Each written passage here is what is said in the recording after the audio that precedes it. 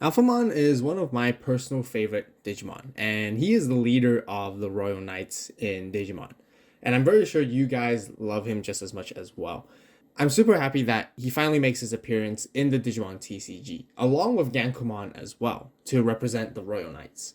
Not only that, Craniamon makes a huge comeback, where Black is now one of the best anti-meta decks of the format.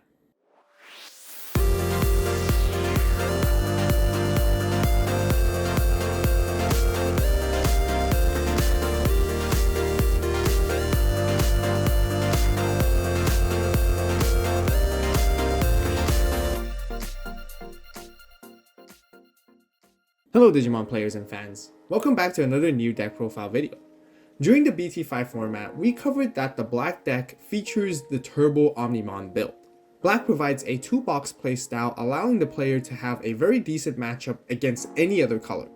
It continues to do so given with the stronger introduction of both Alphamon and Gankoomon along with other new cards from BT6 Double Diamond. Alphamon provides unique effects that we've never seen in the game. It can stop attacks after being checked from the security, but it also has DP gaining effect and memory manipulation as well. Gankoomon provides removal along with its Iron Fisted Onslaught, which is its signature option card. We also have a wall of blockers alongside with Craniamon, which revived the original identity of Black, being a defensive control based deck. By combining the mid-range capabilities and 2-box style with strong blockers and removal effects, the Black Royal Knight deck makes it extremely difficult for your opponents to overcome it. Did you guys know that this is just the beginning of Alphamon and the X-Antibody archetype? We're actually going to be getting even more and better support in future sets, especially when BT7 comes out. So if you guys are just as excited, be sure to subscribe right now for more Digimon content and deck profiles on the channel, as we'll be covering those as well. Also, don't forget to give this video a like, as it greatly helps with the YouTube algorithm. We got lots of tips on how to play each and individual card within the deck, so let's get into the deck profile. Okay, so to begin with our Digi-Egg cards, we have the 4 Kapurimons right here that it has a inheritable effect, giving our Digimon, while it has a blocker, during our turn it gets another 1000 DP. And we do play a lot of blockers in this deck, so having this is just really good. Next, we do play one of the new Digi-Egg from BT6, which is Pagumon right here. Pagumon, basically on deletion, we get to reveal the top card of our deck, and then if it's a Black Digimon, we add it to our hand. Always a very good secondary one to have, but of course, mainly Kapurimon is our more go-to to boost up the power of our blockers. Now, moving into our rookies, we first, of course, play again the new BT6 Digimon right here, which is Chikurimon. Now, Chikurimon is basically the security bomb of this format, and it's just really great, really unique effect that you don't really get, and it has the Digivolve aspect of Black, and we want to play 4 copies to maximize the likeliness of it coming out of the security and then having its Digivolve effect, which is really nice. So that's the main reason why we want to play this, and we want to resolve this as much as possible. Next, we also have the original, the second best, I guess, or the best rookie for Black, which is Toy Agumon, which simply gives it Reboot. Reboot can just help us restand and just do a lot of things and make sure our Digimon are always safe, especially comboing with our blockers that we can attack, reboot, and then we can still block in the opponent's turn, which is really nice. Now, for the next one, we have the new Toy Agumon from BT6 as well. Now, this one is actually really good as well, and I really like it. I actually want to play more of it if I can, but there's a lot of tight spaces in this deck, so that's really all I can play for now, and I'm testing it with 2. So this Toy Agumon basically is all turns. If you have a Digimon that has blocker, that Digimon basically gets another 1000 DP, and this is all turns, which is really good. And once again, like I mentioned, we played lots of blockers in this deck, and being able to utilize it is very likely all the time.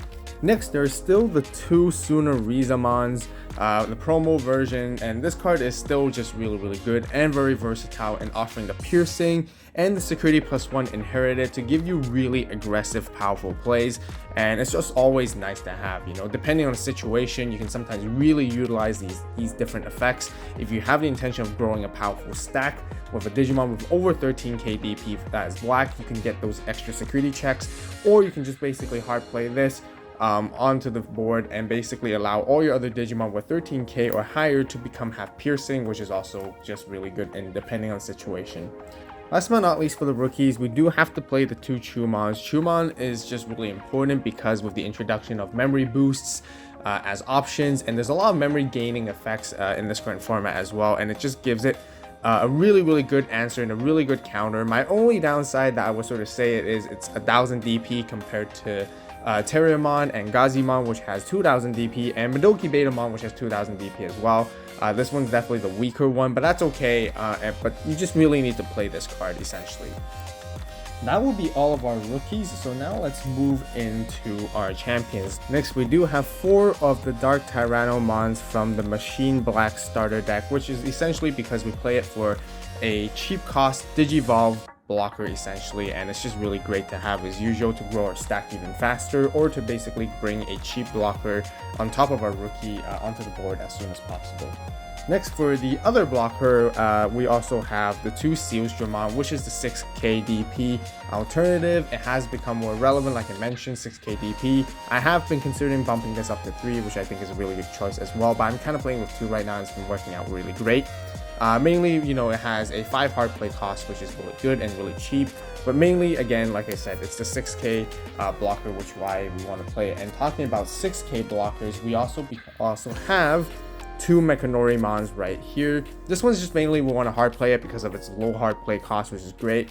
Really good with its effect as it can continuously unsuspend, and really good against any opponents or any decks that they try to rookie rush against you, or having rookies swing into you. And this is just really great as helping you protect and slow down the game greatly. So the only downside is you can't attack, and it feels bad when you have to Digivolve into this, but sometimes you just got to do that, but you know, preferably not.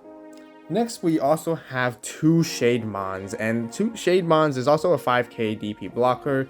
Once again, we don't have to worry about too much because there's a lot of inheritables that help us bring up our blockers stronger than 5k. So Shademon is really good because it can come out of security, and having that free body on board is just really good for that extra protection, so to, you know, slow down your opponent's swings. And a really cool tip and really interesting ruling fact is that apparently if Shademon comes out of security, it can block the same turn that it was played, which I find it kind of interesting because it doesn't get that summoning sickness thing for some reason. Maybe perhaps rules were just saying like, oh, it's summoned via an effect, so it has different. I'm not too sure, but I looked it up, and that's what the rulings basically say for Shademon, which is very interesting. So keep that in mind as well. Next, we have 2 Nanimons right here. Very similar idea to why we play Shademon, simply because it can come out and pop up from the security. But also it has a very low hard play cost, which is great when we want to just slam this guy up at level 4, and then we can start growing into our level 5s and the 6s quickly from there as well. And this one's a bit better in terms of being able to swing into security. So that's the reason why I play the 2 Nanimons and the 2 Shademons, to once again offer myself a bit more versatility and options depending on what I want to do in the situation. That will be our level 4s. Now moving into our level 5s, we of course have the BT4 Gogmamon, which again is just one of the best level 5s for Black still and current today. Mainly its great effect is because of its all turns inheritable. The Digimon under that is in this stack gains 1000 DP during all turns. That's a really crucial part, making it extremely strong and powerful, and it can mean a whole lot and make a huge difference in many times. Now, the Digiburst effect is that we don't use it as much in this kind of build at the moment, but it's still also very nice to have decently. So again, offering an extra option if you want to burst it out all the way to 13k DB to swing over something, which is quite nice as well. However, I personally prefer when the playstyle when playing this card, you know, is to grow the stack to get that 1000 DP and sort of get all the other inheritables along with it as well. The next level 5, which is really good and nice to have, is also Megadramon. Megadramon makes all of our Digimon level 6 or higher essentially become blocker. A really cool tip to mention, basically, we mainly want to use this to make our Alphamons and our Gankoomons into blockers, and then comboing with Craniamon, Craniamon will be able to protect the Alphamon and the Gankoomons from deletion effects, which is really nice. So that's how you really want to set that up usually. Of course, you don't really want to Digivolve Craniamon on top of this guy unless you really necessarily have to and you don't have a choice. because it becomes redundant. Craniamon itself is a blocker, and then this gives a blocker, so you're just wasting a inheritable for that. So definitely always Digivolve Alphamon and Gankoomon on top if you can. And then for the last level 5 we play is the new Gigadramon from BT6 as well. Now this one offers really nice.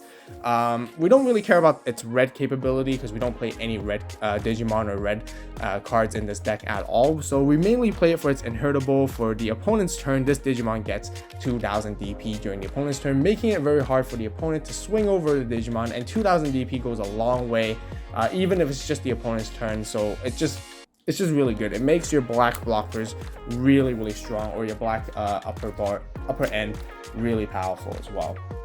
Now that would be all of the level 5. So let's finally show you guys and get into the level 6s. So like I mentioned, Craniamon makes a huge comeback this time, and we're gonna play 3 of these really strong, and Craniamon becomes really relevant, and it's the best blocker in the entire game. It protects all your other blockers, and it is a massive blocker on the board. Simply because DP reduction effects was a huge thing in the last format. Now they seem to be died off a little bit because there's a lot of increasing DP effects that makes DP reduction not as powerful as it used to be. Our Craniamon can go up to 15k DP easily within this build, and potentially even 17 at maximum optimal situations, and that's ginormous. DP reduction is not going to be able to get rid of it that easily. And not only that, this basically counters and answers any deletion effects your opponent has, and it's just really good, and it makes it very hard and difficult for them to overcome, because this is where, when you have Craniamon, you start controlling the game and controlling the board, and basically you change the tide, and then you sort of play a control style from there, and you can start attacking your opponent afterwards. Now for the next new BT6, one of my favorite Digimon right here, as you guys can see, we have the Alphamon playmat to go alongside with it. Of course, we have the Alphamon right here. Now, first of all, this card is just spectacularly pretty, and design is just really cool. I really love the artwork and the card design overall. But anyways, Alphamon offers so much versatility and so many different options that you can play with him, which makes this deck really fun. So, of course, the first thing, with its security effect, it can protect you and buy yourself an extra turn simply from its security effect, which is really good. And then as the security surprise, you can add it back to your hand after a security check, and that that just helps because it instantly gives you a level 6, another option for you to play. When attacking, you can boost your Alphamon all the way to 16k DP by paying 1 memory to get 1000 DP for each memory. And that is just really good because it makes safe checks into the security, and then comboing it with a third effect at the end of the attack, you gain 2 memory. And along with it, you can really sort of manipulate the memory gauge very nicely.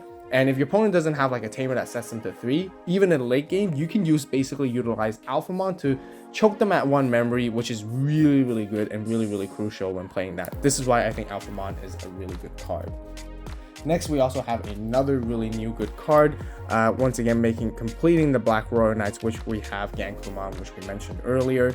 It's just great. It's just built-in removal when digivolving. No costs, no caveats, which is really great.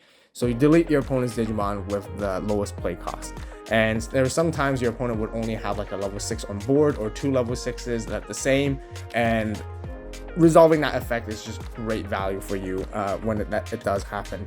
The security +1 attack is just really nice as well. It's a nice to have. I kind of like to say like this is very similar to Blastmon from the last format, but I think this is a more reliable and more consistent version compared to Blastmon, and I think this Gankoomon right here does the job much better. So that'll be all of our level 6s, and now let's get into our level 7s. We first, of course, have the one Omnimon Zwart. Now, with the level 7s, I just want to quickly tell you guys can play around in however way you like with the level 7s. You guys can play Millenniumon, you guys can play Zwart Defeats as well, and it's really up to you. So this is what I went for and opted in for. I like Omnimon Zwart because of its potential of going wide capability. You can bring back more of your blockers and then bring back more level 5s and set up for your level 6s again for the next turn. It also has removal built in itself as well, which is fantastic, and it's just really strong. as a 15,000 DP Digimon. The other level 7 we have is also Omnimon Outer S right here, and Outer S is a very good card that I like to play personally because of its board wiping capability with its de-digivolve and then deleting 5,000 DP or lower Digimon that your opponent has entirely across the board. Really good against like rookies, but even just good against any other decks because de-digivolving is just really good. And not to mention, it can't be blocked with its when attacking effect, which I really like. So that basically rounds up my 2 choices of these Omnimons. Once again, like I mentioned, you guys can play a Zord Defeat, Millenniummon, depending on your taste and play style. Now moving into our tamers, we play the 3 Tai Kamiyas right here. This Tai is just really great. First of all, we needed to set our memory at 3 at the beginning of every turn. But not only that, it really helps our black Digimon gaining the extra 1,000 DP during the opponent's turn. Now this makes our blockers even stronger, which is really great, but even our non-blockers become even stronger. And once again, it's just the whole idea of making it difficult for our opponent to swing into our Digimon overall and forcing them to use alternative removal effects that they need to, and they're also restricted to removal effects simply because of Craniamon's protection effect too. And then the next one tamer I like to play, which is also new from BT6 Double Diamond right here, which is the Izzy and Joe, and I like this as a really just a one-off tech. Again, it's just really good because it gives you 2 extra memory at the beginning of your turn if your opponent has 2 or more Digimon. Very likely to happen. It's a very common case and scenario, and that's just really great, so you can gain that extra memory. And then mainly the other second effect is during your opponent's turn, you know, if you have a black Digimon that is deleted, you can suspend this tamer to basically draw 1, which is also really nice to have. That'll be all of our tamers, and let's move into the options. Now the options are just all removal based, and we of course first have the 2 Iron Fisted Onslaught, which is again new in Double Diamond. Gankoomons signature move in action. It basically does the reverse of Gankoomon. It deletes all your opponent's Digimon with the highest play cost instead of the lowest. So this means you're guaranteed to delete your opponent's really powerful Digimon that's level 6 or higher, level 7 or higher, and instantly just remove it for the cost of 8. Now again, with the highest potential is if your opponent has multiple level 6s that has the same play cost, this can wipe both of them in one go, making it even better than Gaia Force in certain situations.